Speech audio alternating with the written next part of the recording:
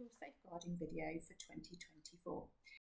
Safeguarding is the responsibility of all adults who work with children. All staff and visitors to Rumboldswhyke are given a safeguarding information leaflet, which includes the names and photographs of our DSLs or designated safeguarding leads in school. Also on this leaflet, there is the information on the protocol of what to do if you have a concern about a child, which I will come to in just a little bit in this video. This information is also displayed in every single room in the school, including the toilets. So it is always available for you to check that information. Now, safeguarding and child protection, they're two different things.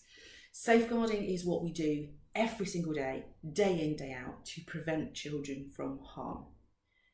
Child protection is what we do in response to that. So if any information comes to light where we feel that there is a concern about a child, that they are at harm or they're at risk of harm, then child protection is the response to those safeguarding concerns.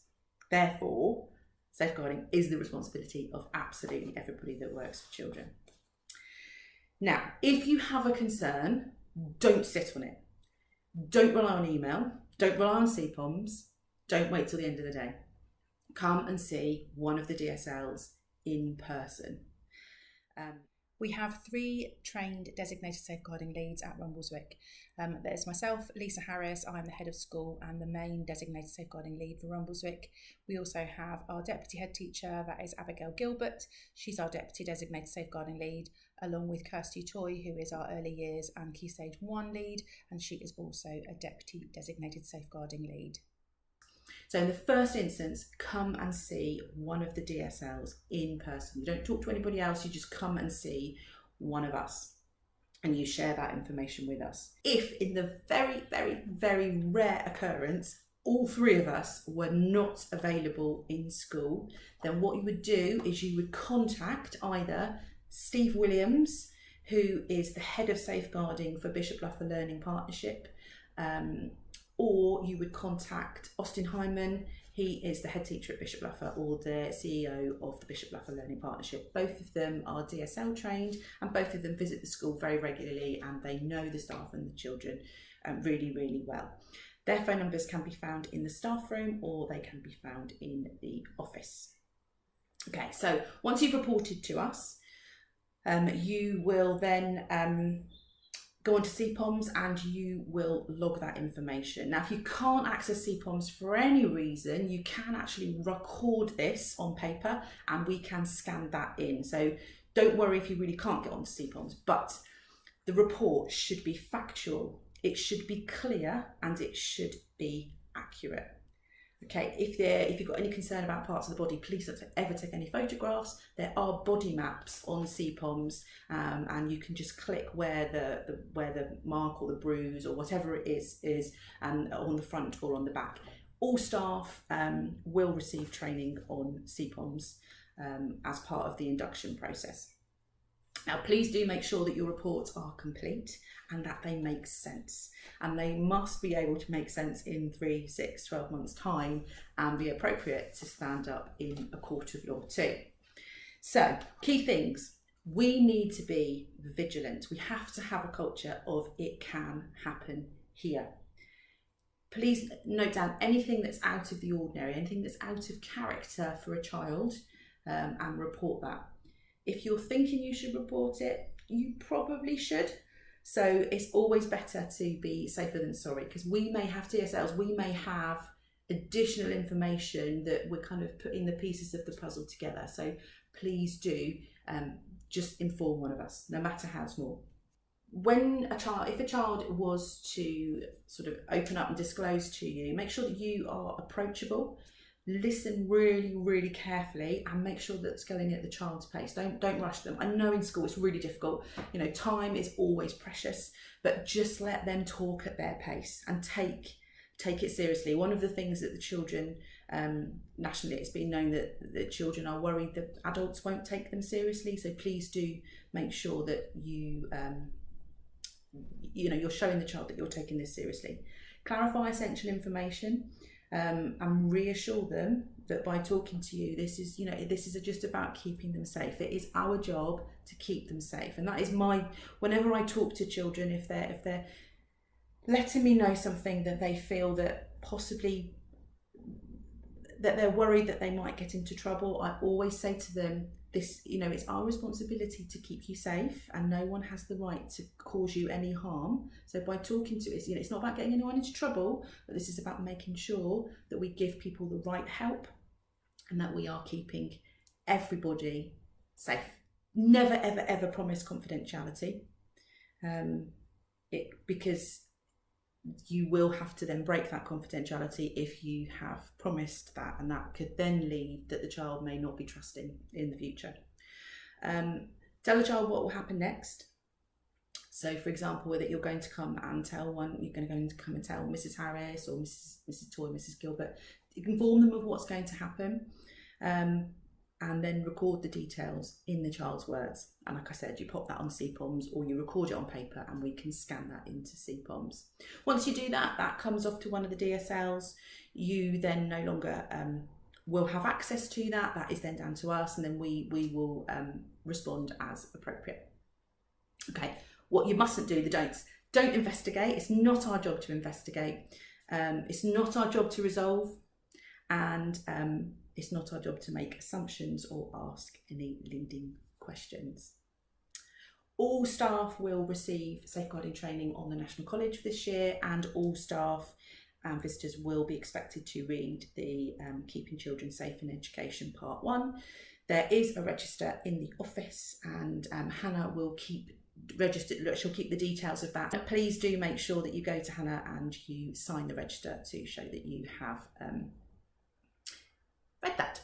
Now, on the National College, we can see who has completed the course, and we can print out the certificates directly online. So don't worry about downloading the certificates and forwarding them to Hannah. We are able to actually do that. So we can see who has completed and who hasn't. Now, hopefully, if you are watching this video right at the start of term in September, you will complete the safeguarding training today. If you're seeing it later on in the year, it's important that you do that really before you start working in the school with the children. So as part of your induction, you will watch this video and you will read Keeping Children Safe in Education, and you will complete the National College certificate of safeguarding 2.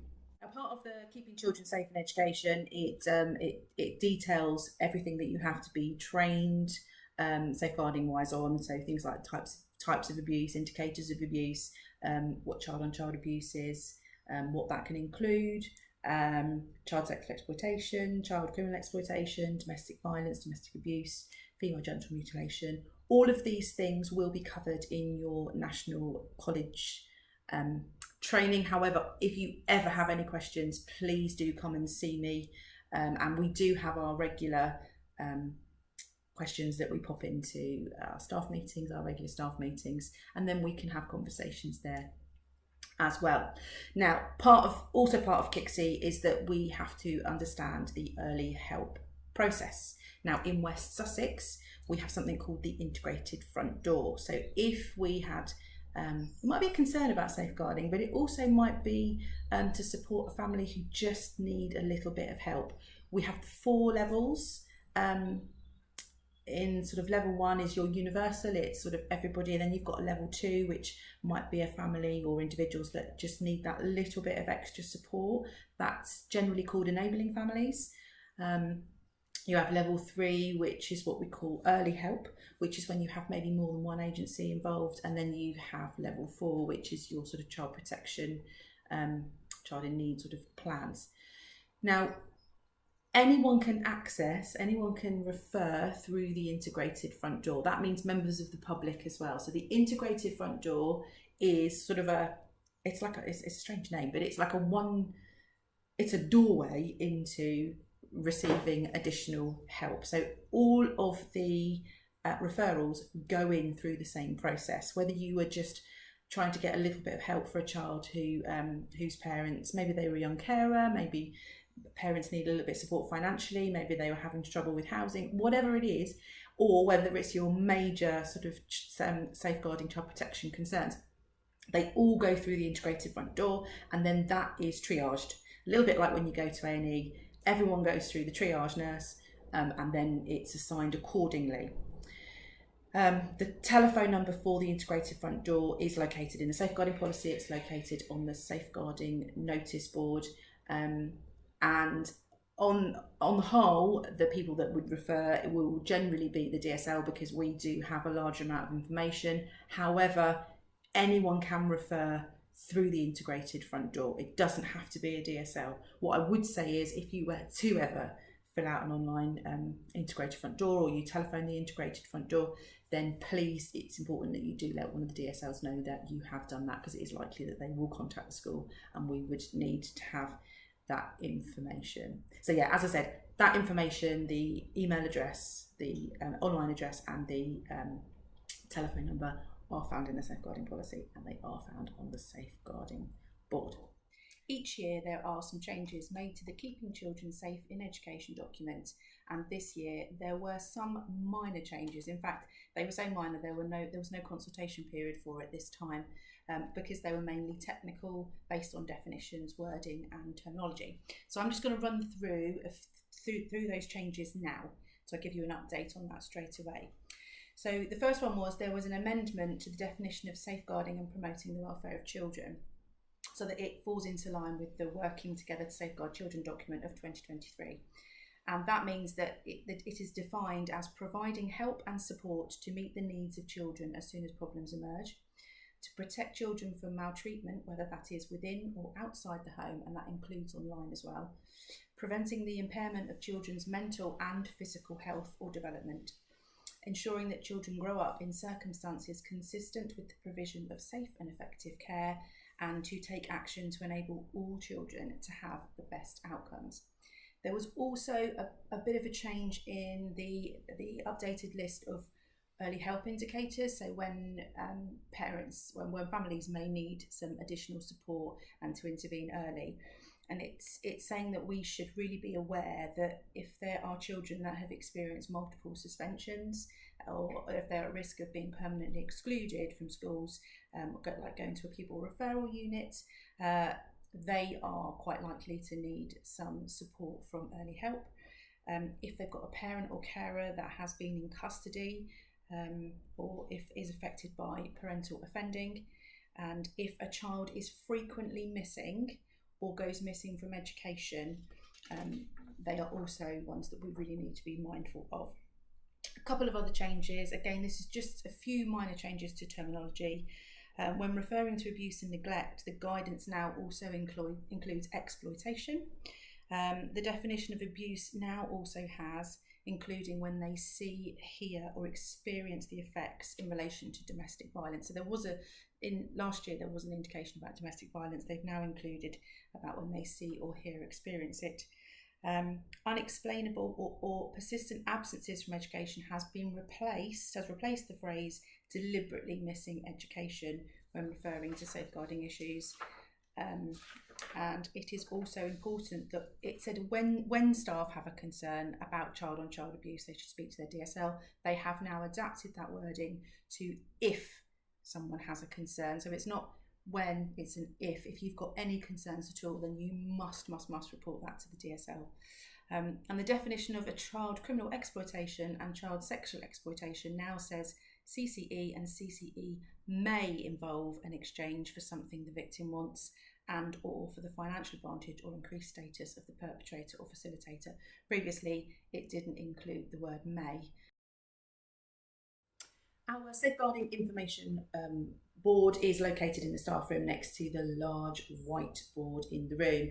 On that information board, you will find relevant information, all the telephone numbers that you may need to access the protocols and procedures, the safeguarding policy, prevent updates, any safeguarding updates. The Keeping Children Safe in Education will be there as well, because all staff should read both the safeguarding policy and the Keeping Children Safe in Education Part 1.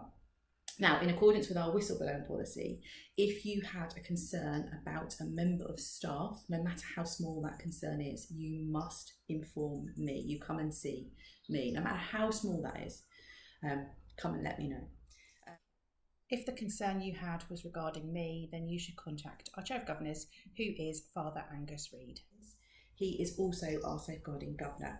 His contact details can also be found on the Safeguarding Information Board.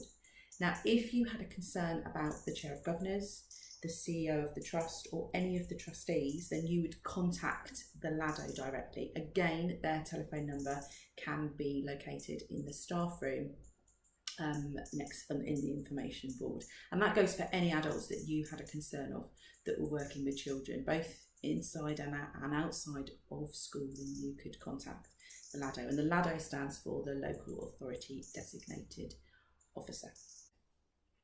So, to follow up, designated safeguarding leads, myself, Kirsty and Abby.